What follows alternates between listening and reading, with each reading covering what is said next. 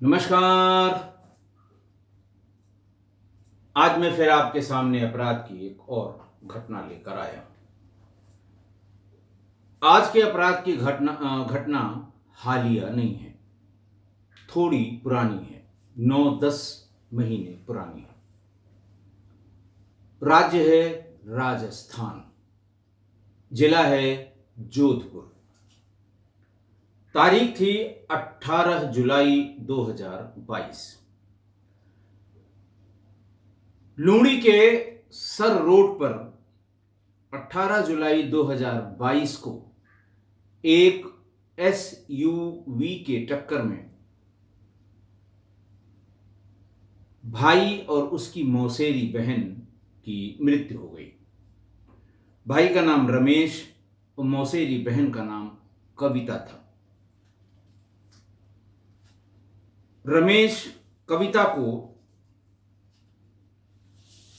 लेकर पटवारी की ट्रेनिंग उसकी थी, पटवारी हो गई थी, पटवारी की ट्रेनिंग थी, तो ट्रेनिंग इंस्टीट्यूट में छोड़ने के लिए जा रहा था। खैर, लोग इकट्ठा हुए, पुलिस आई और यही माना गया कि ये एक्सीडेंट है। गाड़ी के नंबर या उसके आने जाने का कोई भी क्लू या कोई भी पता नहीं लगा। पुलिस ने इसको एक्सीडेंट में दर्ज कर लिया।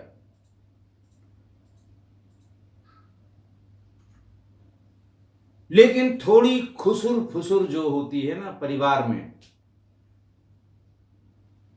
जब बॉडी पोस्टमार्टम के बाद घर पर गई रमेश के, तो वहां पर थोड़ी बहुत बातें जो पुलिस को समझ में आई, उससे ये लगा कि ये एक्सीडेंट नहीं कुछ और है।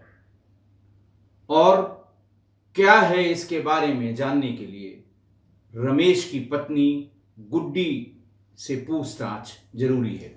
वही इस बात को बता पाएगी कि आखिरकार एक्सीडेंट नहीं, ये और क्या हो सकता है। पुलिस ने थोड़ा बचते बचाते गुड्डी को किसी बहाने से थाने पर महिला कांस्टेबल्स, महिला सब इंस्पेक्टर को भेजकर उसे थाने पर बुलाया। उससे पूछताछ शुरू हुई। महिला थोड़ी, यानी गुड्डी, रमेश की पत्नी गुड्डी, थोड़ी चटक, कहते हैं हम लोग क्या ना, चटक, चतुर, चालाक, लोमड़ी। सवालों के जवाब वो बहुत चटकई से दे रही थी। पूछा, कहाँ की रहने वाली, क्या करती हो, एकदम जैसे होता है ना तुरंत जवाब देने वाली लड़कियां या महिलाएं, कोई जिन्हें झिझक नहीं, सोचने के लिए दिमाग पर जोर नहीं, या कोई चीज रिकलेक्ट करने के लिए समय नहीं। जो जो पूछा जाए वो फट फट फट फट तड़ तड़ तड़ तड़ उसका जवाब देती रही। उसके इस स्वभाव से, उसके इस रिएक्शन से, उसके इस रिफ्लेक्सेस से पुलिस को थोड़ा सा डाउट होने लगा। कारण थे कि पति की हत्या हुई है या पति एक्सीडेंट में मारा गया है, एक नंद भी एक्सीडेंट में मारी गई है। सामान्य रूप से गृहिणी या गृहस्थ महिलाओं का जो बिहेवियर है वो इस तरह का नहीं होता। ऐसा महिला पुलिस और सब इंस्पेक्टर ने, महिला कांस्टेबल्स और सब इंस्पेक्टर ने अपने प्रभारी को बताया और ये कहा कि मुझे थोड़ा मौका और दिया जाए। थाने की महिला सेल में उसे अलग किया गया। सब इंस्पेक्टर और सिपाही, इन लोगों ने अपना कार्यक्रम शुरू किया।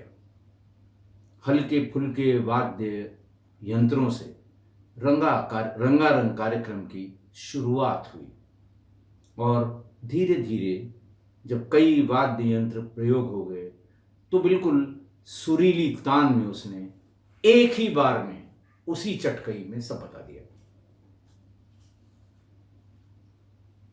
उसने बता दिया कि शादी के पहले मेरा अफेयर शंकर नाम के लड़के से था,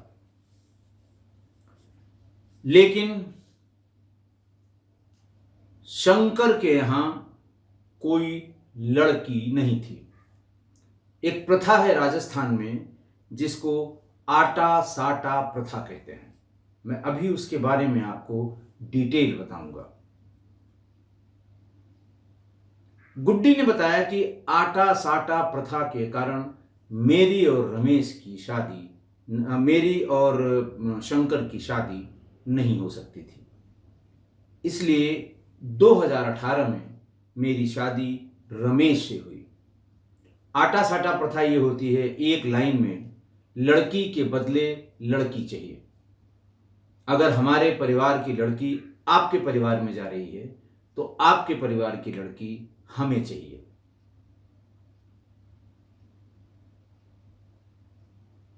शादी के लिए अब वो हमारे यहां वो जिससे शादी उसकी होगी उससे कोई मतलब नहीं है। लंगड़ा है, लूला है, उम्र दराज है, 25 साल का है, 50 साल का है, इससे कोई लेना देना नहीं। तो ये लड़की के बदले लड़की की एक कुप्रथा राजस्थान में है जिसको आटा साटा प्रथा कहते हैं।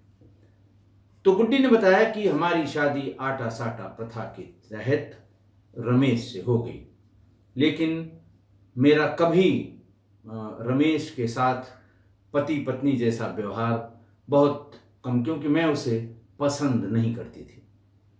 मेरी पसंद अभी भी शंकर ही था। और इधर रमेश और उसकी मौसेरी बहन कविता वो साथ रहते थे, कोचिंग करती थी, पढ़ती थी, कुछ फिजिकल जो महिला फोर्सेस में भर्ती के लिए होने जाती हैं उसकी ट्रेनिंग करती थी, और फिर फाइनली पटवारी में उसका सिलेक्शन हुआ था। लेकिन इन भाई बहन का साथ गुड्डी को कतई मंजूर नहीं था। कारण उसका ये था कि शंकर से कभी कभार मिलने जुलने की जब वो जुगाड़ लगाती थी तो कहीं न कहीं से ये आहट कविता को हो जाती थी, और कविता ने कई बार इस संबंध में टोका टाकी भी की थी।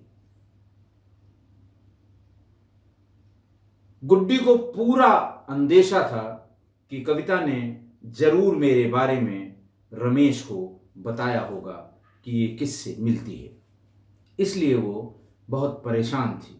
कारण ये भी था कि न तो वो छोड़ सकती थी, क्योंकि आटा साटा प्रथा के अंतर्गत रमेश की भांजे की शादी गुड्डी के भाई से हुई थी। यानी इस परिवार से एक लड़की उस परिवार में गई गुड्डी के, और गुड्डी स्वयं रमेश के परिवार में आई। यही आटा साटा प्रथा है। इसमें पसंद नापसंद या छोटा बड़ा बालिग होना चाहिए, बस गोरा काला कोई मतलब नहीं है। न लड़की से कुछ पूछना है न लड़के से कुछ पूछना है। हम अपनी लड़की दे रहे हैं, तुम अपनी लड़की दो। ये कुप्रथा है, और दुर्भाग्य ये कि अब तक इस पर कोई रोक नहीं लगाई गई सरकार की तरफ से। उससे भी दुर्भाग्यपूर्ण ये कि समाज ने अभी भी इसको मान्यता दे रखी है, इसके रोकने का कोई प्रयास नहीं किया है। तो लिहाजा अपनी शादी से नाखुश गुड्डी ने अपने प्रेमी से संपर्क साधा शंकर से, और ये कहा कि कुछ भी करो, छोड़ मैं सकती नहीं, शादी तुमसे कर नहीं सकती। अगर ऐसा होगा तो ये फौरन जो रमेश की भांजी है वो हमारे भाई के साथ जिसकी शादी हुई वो भाग जाएगी, अपने घर चली जाएगी, नहीं घर वाले उसे बुला लेंगे, तो हमारे घर में मेरे भाई का परिवार भी खराब होगा, बर्बाद होगा। तो तुम कोई इसकी जुगत निकालो। उसने जुगत निकाल ली। उसने अपने 3 साथियों के साथ रमेश माली, सोहन पटेल और राकेश सुथार। थोड़े थोड़े पैसे कलेक्ट किए और इन लोगों ने एक पुरानी SUV खरीदी। थोड़ा बहुत उसकी डेंटिंग पेंटिंग में साथ सज्जा में खर्च किया और रोज उसी से इस बात की या इस मौके की तलाश करते रहे कि ये दोनों कभी भी कहीं भी पैदल जाते हुए, स्कूटी पर जाते हुए, रिक्शे पे जाते हुए अगर मिल जाएं तो इन्हें मार देना है। और एक दिन ये मौका उन्हें मिल गया और दोनों को उन्होंने अपनी उस SUV से कुचल दिया और भाग गए। जैसे ही ये बात गुड्डी ने महिला पुलिस को बताई, फौरन प्रभारी निरीक्षक को बताई गई और सबके यहाँ रेड पड़नी शुरू हो गई, क्योंकि दो लोगों की हत्या का मामला था। एक लड़की जो गैर शादीशुदा थी, पटवारी के पद पर सिलेक्टेड थी, ट्रेनिंग पर जाना था, उसकी हत्या का मामला था। इसलिए पुलिस बहुत सजग और सतर्क थी। बहरहाल पुलिस की भाग दौड़ से या तेजी से रमेश माली, सोहन पटेल और राकेश सुथार पकड़ गए। इनके पास से वो SUV बरामद कर ली गई। बाकी भी और जो इन लोगों के साथ सामान था वो पुलिस को मिल गया। लेकिन शंकर पटेल भाग गया। पुलिस ने उसको ढूंढने की कोशिश करनी शुरू की तो ये पता लगा कि वो शायद गुजरात गया होगा। परिवार से, दोस्तों से, यारों से पुलिस ने जब पूछा तो पता लगा वो गुजरात गया होगा।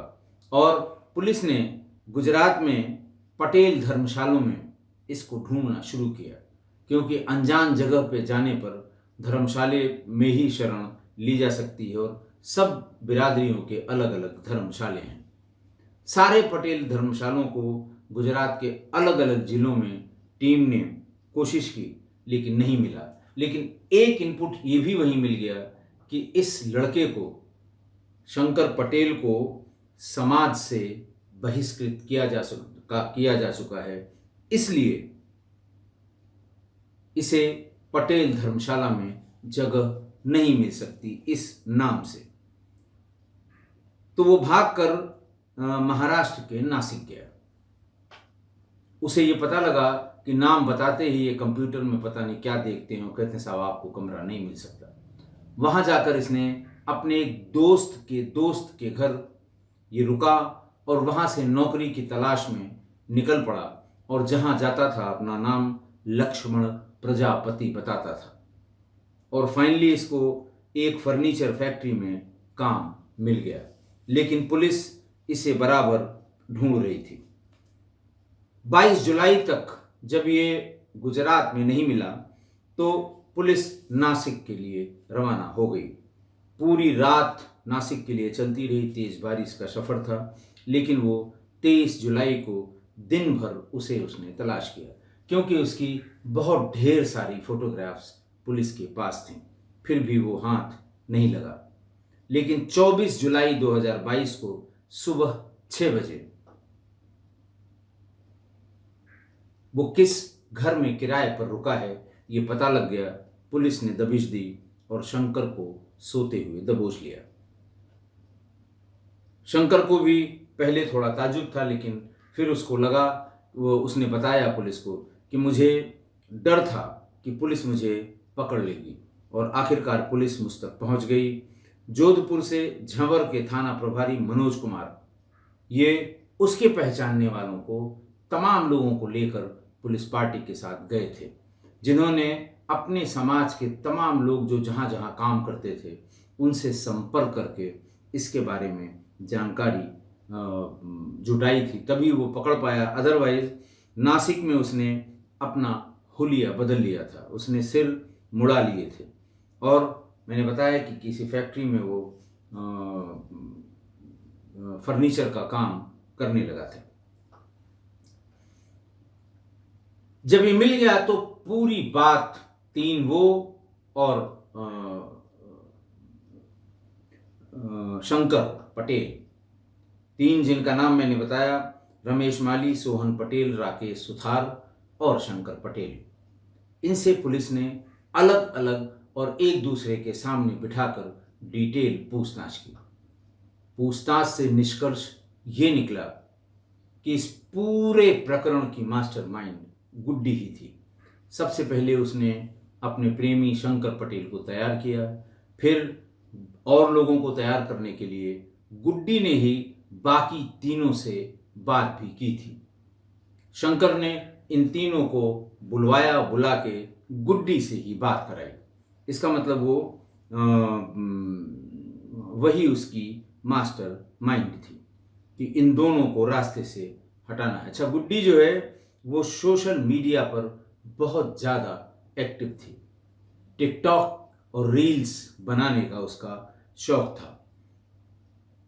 एक रील में ऐसा लगता है कि उसके दिमाग में कब से ये बात चल रही थी।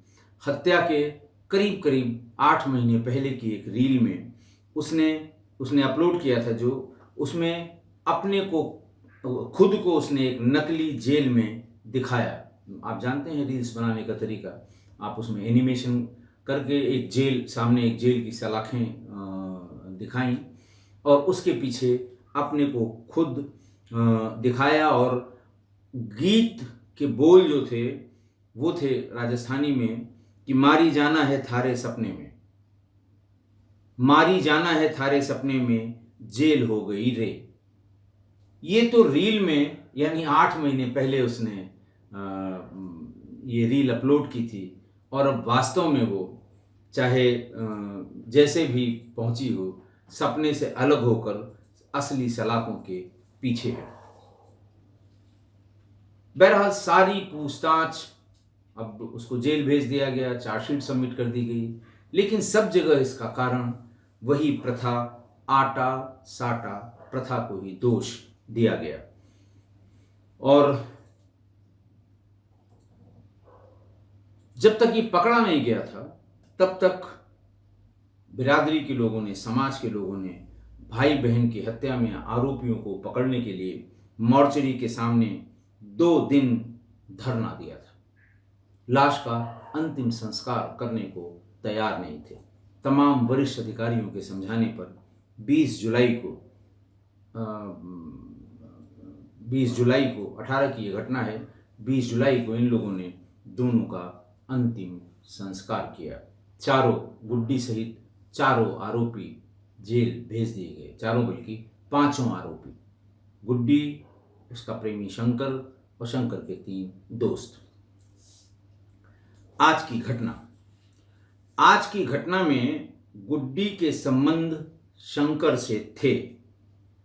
शादी नहीं हो सकती थी क्योंकि आटा साटा प्रथा के हिसाब से शंकर की किसी बहन की शादी गुड्डी के घर होनी थी, लेकिन उसकी कोई बहन या उसके परिवार में कोई ऐसी लड़की नहीं थी जिसकी शादी वो शंकर से करा सके, जिसकी शादी वो गुड्डी के घर में करा सके। इसलिए मजबूरी में, समाज के दबाव में, परिवार के दबाव में, आटा साटा प्रथा के अंतर्गत गुड्डी की शादी रमेश से और रमेश के भांजी की शादी गुड्डी के भाई से एक्सचेंज ऑफर था। आप हमारे यहाँ लड़की दीजिए और हम आपकी लड़की ले आएंगे। ये नहीं है कि हम अपना लड़का आपको दे रहे हैं, आप अपना लड़का हमको दिए। ना ना ना ना, ये लड़कियों का एक्सचेंज ऑफर है, जिसे साटा पाटा प्रथा, आटा साटा प्रथा कहते हैं। और इसी आटा साटा प्रथा के आधार पर रमेश और गुड्डी की और रमेश की भांजी के गुड्डी के भाई से शादी हो गई। लेकिन शंकर और गुड्डी शादी के बाद भी लगातार एक दूसरे के संपर्क में थे। गुड्डी ने कभी भी अपने पति रमेश को पसंद नहीं किया। कारण उसने जो बताया पूछताछ में कि साहब, बिना हमारी मर्जी के, बिना हमारी पसंद के, बिना हमसे पूछे हुए। चूँकि ये एक्सचेंज ऑफर की शादी थी, इसलिए मुझे ये कभी पसंद नहीं था। ये पूछने पर कि भाई छोड़ दिया होता, शंकर के साथ चली, बोले ये संभव नहीं था। अगर मैं रमेश को छोड़ देती तो मेरे भाई की पत्नी यानी रमेश की भांजी भी मेरा घर छोड़ के चली जाती, घर वाले उसे बुला ले जाते, मेरा घर बर्बाद होता। और या मैं किसी दूसरे से शादी कर लेती यानी शंकर से, तब भी यही होता। इसलिए मैं ऐसा कर नहीं सकती थी। सिर्फ ये तरीका मैंने निकाला कि रमेश और उसकी मौसेरी बहन को, क्योंकि उन दोनों का साथ भी मुझे पसंद नहीं था। पहले ये कई बार शंकर ने, उसके दोस्तों ने कहा कि रमेश को मार देते हैं, कविता को बाद में देखेंगे। उसने कहा नहीं, जब भी मारे जाएं, ये दोनों ही साथ साथ मारे जाएं। आइए हम इस कुप्रथा को समझाने का प्रयास आपको करते हैं, जिसके कारण राजस्थान में हजारों लड़के लड़कियों ने आत्महत्या की होगी। हमारे बहुत से सुधी श्रोता राजस्थान से हैं, वो इस प्रथा को जरूर जानते होंगे। हो सकता है इस प्रथा के प्रति उनके मन में कोई शंका न हो और उसे वो अच्छा मानते हैं, लेकिन मैं उनसे क्षमा पूर्वक प्रार्थना करके कहता हूँ कि इस तरह की शादियाँ ये लड़कियों के साथ ज्यादती है, बहुत बड़ी ज्यादती है। बहुत बार इस कुप्रथा को समाप्त करने की बात समाज में कही गई, लेकिन समाज ही इसे बंद करने को या इसे ख़त्म करने को तैयार नहीं है। और आज तक सरकार ने भी इस पर कोई कानूनी रोक नहीं लगाई है। तो आप ये समझें कि ये ऐसा एक्सचेंज ऑफर है कि अगर आपको नई फ्रिज लेनी है तो पुरानी फ्रिज आपको हर हाल में लेनी पड़ेगी, अच्छी हो खराब हो, कोई उसमें पैसा भी नहीं लगना है। बस एक फ्रिज आप लीजिए, एक हमें दे दीजिए, जो भी हो आपके पास। तो इस तरह की ये प्रथा है। लेकिन कुछ घटनाएं जो आटा साटा प्रथा से हुई हैं, वो उसने राजस्थान को भी दहला दिया है। मैंने आपको बताया कि ये बहुत सी युवक युवतियों के आत्महत्या का कारण बनी है ये आटा साटा प्रथा। आटा साटा प्रथा के बारे में जानने के लिए ये जानना जरूरी है कि आखिरकार किस शर्त के अनुसार इसके जरिए शादियां हो रही हैं, किस तरह से यह युवाओं की जिंदगी पर असर डाल रही हैं और इस प्रथा में फंसकर युवक और युवतियां क्यों आत्महत्या कर रहे हैं। अब आप इसको समझने के लिए यूं समझें कि मान लीजिए कि रोहन की बहन की शादी मोहन से तय करनी है। रोहन के बहन की शादी मोहन से तय करनी है तो उसके लिए शर्त यह है कि रोहन के माता पिता की शर्त होगी कि मोहन की बहन की शादी उसके माता पिता को रोहन से करनी पड़ेगी। मतलब रोहन के बहन की शादी मोहन से तय हुई तो मोहन की बहन की शादी रोहन से करनी पड़ेगी, तभी वो रोहन की बहन की शादी मोहन से हो पाएगी। आशा है आप इस बात को समझ रहे होंगे कि एक की बहन की शादी किसी लड़के से अगर होनी है तो उस लड़के की बहन की शादी इस लड़की के भाई से होगी, तभी वो पहले वाली शर्त की शादी हो सकती है। शादियां होंगी, दोनों एक साथ होंगी। और आटा साटा राजस्थान में बाल विवाह का भी सबसे बड़ा कारण है। इसके जरिए तय हुए रिश्तों में उम्र को दरकिनार कर दिया जाता है। इस कुप्रथा के जरिए दो परिवारों में लड़की का लेन देन होता है, लेकिन कई मामलों में ऐसा भी देखा गया है कि लड़की के बदले उसके परिवार सहित रिश्तेदारियों की शादियां भी करा दी जाती है। नहीं है उसके यहाँ तो भतीजी मिल जाए, भांजी मिल जाए, लेकिन दो परिवारों के बीच लड़कियों का एक्सचेंज होना है। कई मामलों में ये भी देखा गया है कि लड़की से 2 गुने उम्र के व्यक्ति से उसका विवाह तय कर दिया जाता है। अब देखिए कि बहू के लिए देर से करते हैं बेटियों की शादियां। आटा साटा के तहत होने वाली शादियों में ऐसा देखा गया है कि लड़के की शादी के लिए परिवार वाले बेटी की शादी देर से करते हैं। मान लीजिए कि एक परिवार में भाई बहन, भाई नाबालिग है, 5 साल 6 साल छोटा है, बहन बालिग है, शादी लायक हो गई है, लेकिन बहन की शादी तब तक नहीं करेंगे जब तक भाई बालिग न हो जाए। जब बालिग हो जाएगा तो किसी के यहाँ से लड़की या रिश्ता उसके यहाँ आएगा, तब उस लड़की की जो बालिग होने के बाद भी 7 साल तक अपने भाई के बालिग होने का इंतजार करेगी, वो दूसरे के घर में शादी करेगी। वही जिसके घर से बहू आ रही है, उसी के घर में बेटी को भेजना होगा। तो इस तरह से वो शादियों में डिले करते हैं, लड़कों के बालिग होने का इंतजार करते हैं कि इसीलिए इस तरह के मामलों में देखा गया है कि बेटी की उम्र ज़्यादा होने के कारण परिवार वाले उम्र दराज व्यक्ति से जबरदस्ती शादी करा देते हैं।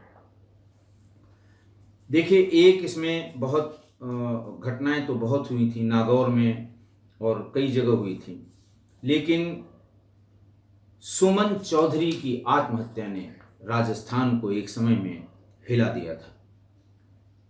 उसने अपना एक सुसाइड नोट लिखा था। बहुत ढेर सारे